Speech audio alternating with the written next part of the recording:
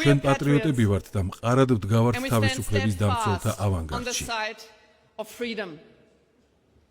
ჩვენ ვიბრძვით სიტყვის თავისუფლებისთვის.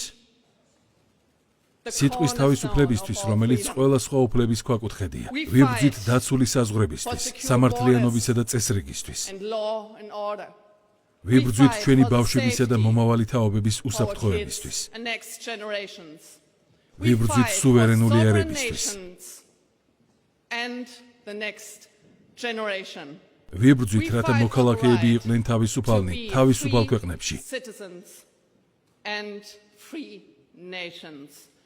და ბოლოს, ვიბრძვით, რათა მშვიდობა დამყარდეს უკრაინაში რუსეთთან ერთად.